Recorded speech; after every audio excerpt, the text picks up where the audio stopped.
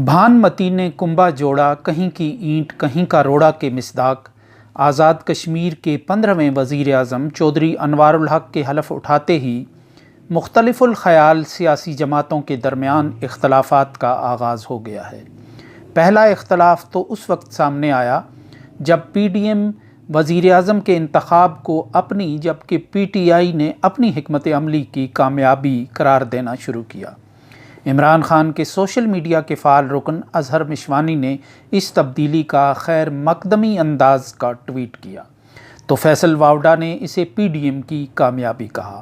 یہ کنفیوژن تو فکری اور نظری ہے جس کا حکومت پر عملی طور پر کوئی اثر نہیں پڑنا، مگر اصل اور عملی اختلافات کا آغاز اس وقت ہوا جب وزیر اعظم کے حلف اٹھاتے ہی اسپیکر کے کاغذات نامزدگی داخل کرانے کا مرحلہ آیا۔ طے شدہ منصوبے کے تحت وزارت عظمیٰ پی ٹی آئی جبکہ سینئر وزارت مسلم لیگ نون اور اسپیکرشپ پیپلز پارٹی کو دی جانی تھی۔ اس فارمولے کے تحت جب اسپیکر کے لیے پیپلز پارٹی کے سینئر رہنما اور قائد حزب اختلاف چودھری لطیف اکبر کے کاغذات نامزدگی جمع کرانے کا مرحلہ آیا تو پی ٹی آئی کے سرگرم رکن چودھری مقبول بھی اس دعوے کے ساتھ اپنے کاغذات نامزدگی لیے سامنے آئے کہ وہ عمران خان اور پی ٹی آئی کی اعلیٰ قیادت کے حکم کے تحت کاغذات جمع کرا رہے۔ میں نے جب تنویر الیاس کو ووٹ کاسٹ کی تھی نا، تب بھی میں نے اسمبلی میں ریکارڈ ہے کہا تھا کہ میں نے تب سائن کیے تھے جب عمران خان کی میں نے تحریر دیکھی تھی۔ اب بھی میں آپ کو کہتا ہوں کہ مجھے عمران خان کی میسج ملی ہے، پرویز خٹک صاحب کا فون آئی ہے، تو میں بالکل امیدوار بنا ہوں۔ ان کا دعویٰ تھا کہ پی ڈی ایم کی جماعتوں کے ساتھ اتحاد صرف وزارت عظمیٰ کی حد تک تھا۔ اس موقع پر پی ٹی آئی کے ارکان پی ڈی ایم سے زیادہ تھے اور اس بات کا امکان تھا کہ اسپیکر کے لیے اگر ووٹنگ ہوئی تو پی ٹی آئی کا امیدوار جیت جائے گا، اور یوں حالات کی نزاکت کا احساس کرتے ہوئے ڈپٹی اسپیکر نے اجلاس غیر معینہ مدت کے لیے ملتوی کر دیا۔ مسلم لیگ نون اپنا سینئر وزیر کرنل وقار نور کی صورت میں بنوانے میں کامیاب ہوئی، مگر اسپیکر کا انتخاب سر دست وجہ نزا بن گیا ہے۔ پیپلز پارٹی کے ذرائع کا دعویٰ ہے کہ اس کے 2 مہاجر ارکان عید الفطر کی وجہ سے گھروں کو جا چکے تھے، اس لیے عددی اعتبار سے پارٹی کی پوزیشن کمزور ہو گئی تھی، جبکہ ایک توجیہ یہ بھی پیش کی جا رہی ہے کہ چودھری انوار الحق نے اسپیکر کے عہدے سے استعفیٰ نہیں دیا تھا، اس لیے تکنیکی اعتبار سے اسپیکر کا عہدہ خالی ہی نہیں ہوا تھا، اور خالی ہوئے بغیر کسی بھی عہدے پر انتخاب کیسے ہو سکتا ہے۔ اس معاملے میں یہ سوال اٹھایا جا رہا ہے کہ چودھری انوار الحق گزشتہ شب بھی وزیر اعظم منتخب ہو گئے تھے، تو اگلی سہ پہر بلکہ وزیر اعظم کے عہدے کا حلف اٹھانے تک انہوں نے اسپیکرشپ سے استعفیٰ کیوں نہیں دیا۔ ان حالات میں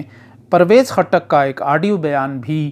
اس کنفیوژن کو بڑھا رہا ہے کہ جس میں کہا گیا ہے کہ پی ٹی آئی کا اس حد تک صرف اتحاد تھا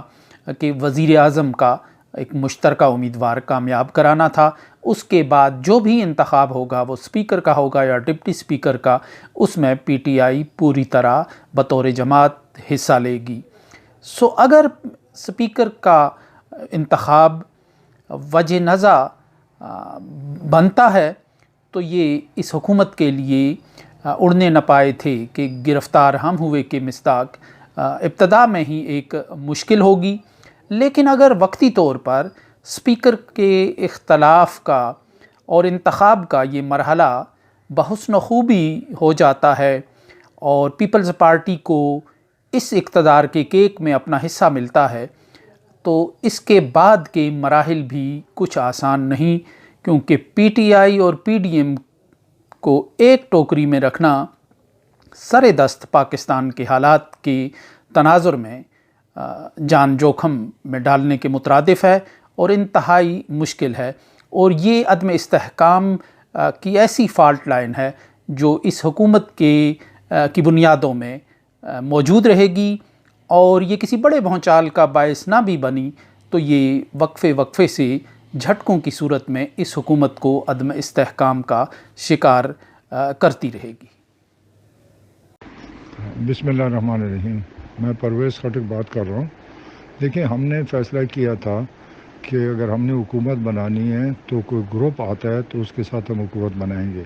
لیکن کبھی بھی یہ فیصلہ نہیں ہوا تھا کہ پوری کی پوری پارٹی کو ساتھ میں لا کر ان سے ایگریمنٹ کیا جائے۔ تو پی ٹی آئی کا کبھی یہ فیصلہ نہیں تھا کہ ہم مکمل پی ڈی ایم سے اتحاد کریں۔ تو میں اپنی پارٹی کے ساتھیوں کو کہتا ہوں کہ اگر الیکشن اسپیکر کا ہوتا ہے یا ڈپٹی اسپیکر کا، ہم نے بالکل پیپلز پارٹی یا کسی کو ووٹ نہیں دینا، چاہے اپوزیشن میں رہیں، لیکن ہم نے اپنا کینڈیڈیٹ کھڑا کرنا ہے اور اس کو سپورٹ کرنا ہے۔